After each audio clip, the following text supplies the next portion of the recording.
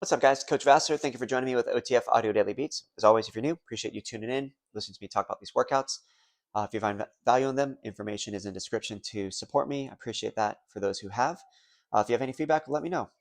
I will mention my little guy is up and around, so he might make another guest appearance. Uh, so yeah, we're going to talk about Friday, October 10th. This will repeat on Wednesday, the 22nd. We're going to see power on the tread, strength on the rower, power on the weight floor. As always, we'll talk about the 2G, then go over the 3G. On the treads, we're going to see 4 blocks today. We're going to set intensities in block 1 and then hang on to those as we add all outs to start each block. Usually we end with all outs, but we're flipping the script. On the rower, we have 2 row blocks sandwiched, so these are the bread. Keep your stroke rates low, but the leg drive high to set your distance in block 1. Aim to match that distance in the last block. On the floor, 2 blocks start without weights, then we add weights, then we add power. In block 2, it's a quick bonus core circuit. You are using mini bands, so before you start the class, make sure stations have the correct mini bands. They are in good condition, so that way none of them tear on someone while they're going through the workout. There's nothing worse than having that band snap and hitting someone nearby. So as we look at the treads, block 1 sets them up of the intervals that we will repeat for the second, third, and fourth block.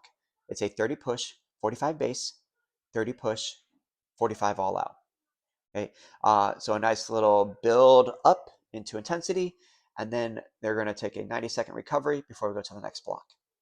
So power walkers 8% or greater, joggers and runners start more on that aggressive end, 1.5-ish or more over their base, and then bikes and striders closer to like 4 or 5 gears over their base for that 30-second push.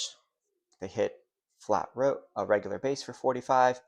They repeat that push, and then they go into a 45-second all out. Keeping it simple, 10% if they power walk, 2 or more miles per hour over their base if they jog or run. Bikes and striders, keep those RPMs over 60, and let's go 6 gears over base. Okay, this pattern, we're trying to maintain that in terms of what speed they use, what incline they use, their gear, the RPM, that stays consistent. Now, this is where it gets unique. We haven't seen this in a very long time.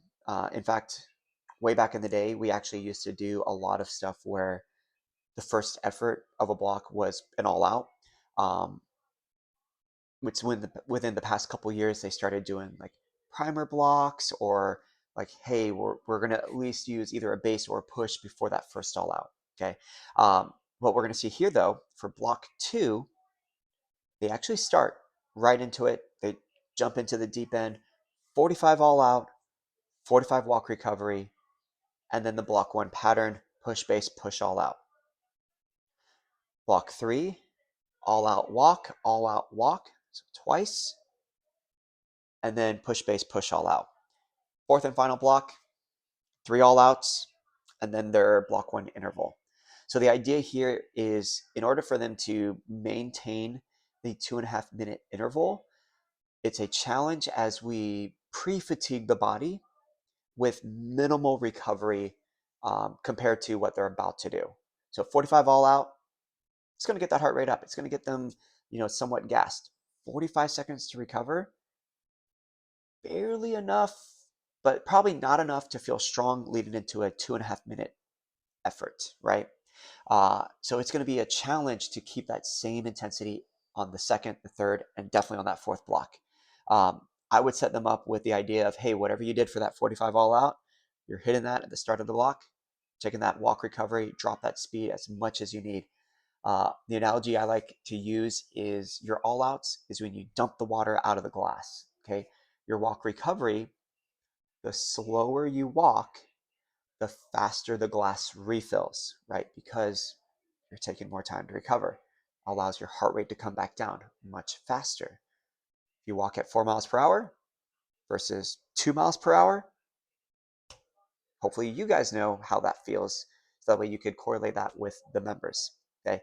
I always try to throw in the idea that a power day is about performance more so than chasing splats. If we could see a increase to heart rate, that's great, but how much can we see it drop down before that next interval of work.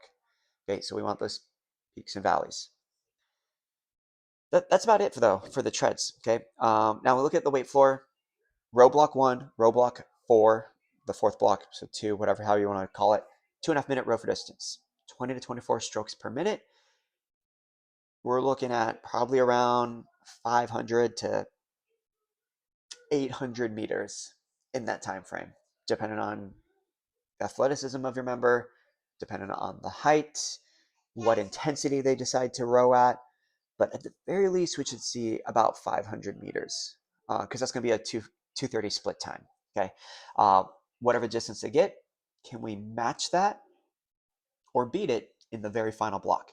And that will be somewhat of a challenge because, of course, we're going to see 14, almost 15 minutes of work to fatigue the full body.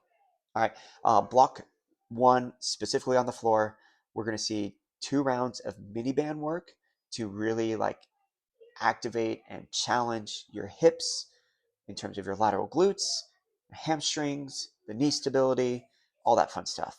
And then we're going to have another back-to-back where it's all upper body and full body. Okay, so we're going to start off with the bench mini band bridge with the shoulders on the bench, and the mini band is across the middle of the shin. They have 8 reps there. That is a body weight version of the bridge because then they do a dumbbell deadlift with those mini bands. So keeping the knees soft and the knees driven out as they try to put that tension on the band. 8 reps there.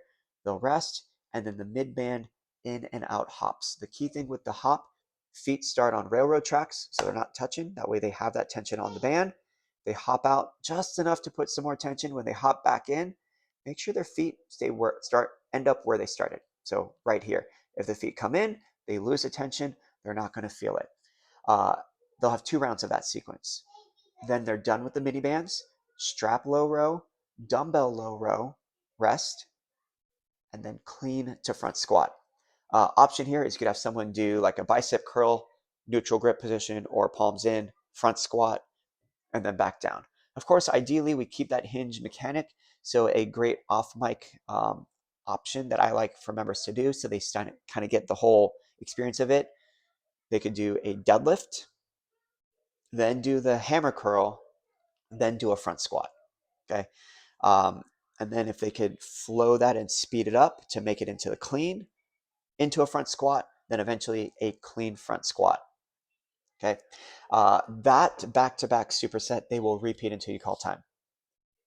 The second block on the weight floor is a bonus block where it's all core work. Now the mini band is in the low position, so actually around the ankles.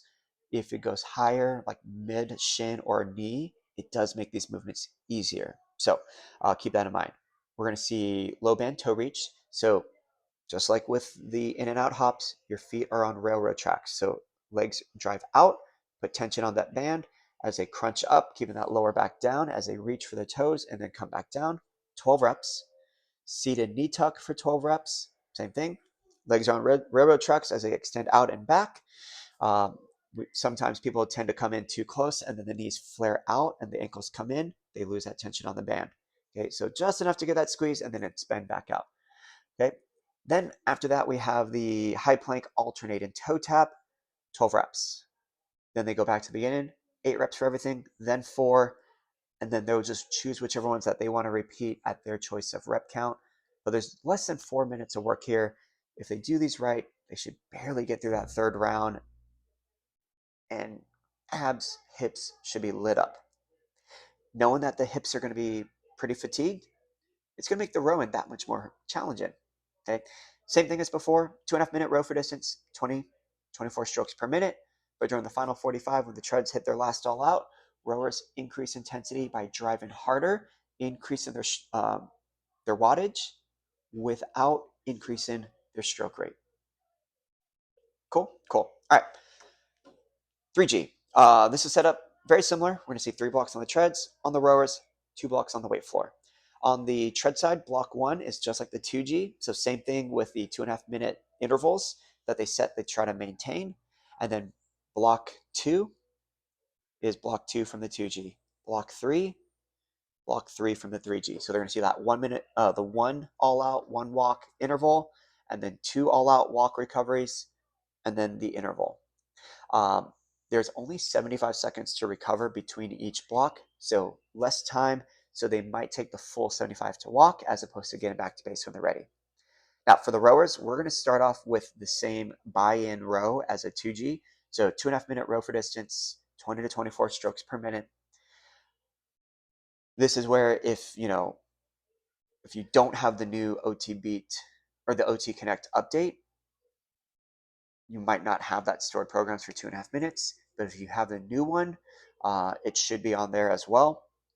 If you have no idea what I'm talking about, it will definitely be coming to your studio by the end of the month. New fonts, new stored programs, stroke count stored programs. I mean, pretty snazzy, pretty cool.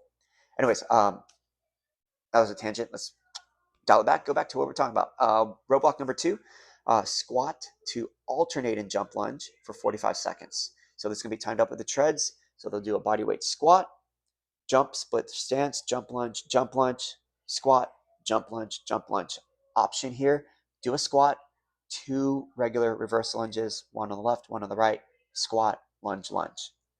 They have 45 seconds to transition back onto the rower, and then can they match or beat their row distance? And then the third block, it is like the treads. They got the body weight movement, they rest. They got the body weight movement, they rest. Then they hit the 2.5-minute row for distance, one and final time. That row block is going to be brutal, and it's going to suck. So coach with empathy, but also encourage them and set them up for success. Weight floor. This is block 1 on the 2G of the floor, but there is less time, 11 minutes and 15 seconds, as opposed to 11 minutes. I mean, there's a little bit more time. The second block is shorter. That's what I was trying to get to. The other thing, too, is there's only 45 seconds to get them set up for block 2, but there's only 2 movements. They have low band reach, toe reach, and then the low band seated knee tuck, 12-8-4. And then the bonus is the third movement, the plank toe tap. And they will do that until time is called, either as their finisher, or if they're not there yet, they finish out their movements and then do that for their finisher and rest as needed. And there you go.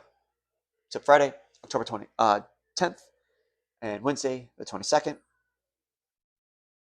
There you go. Coach it down.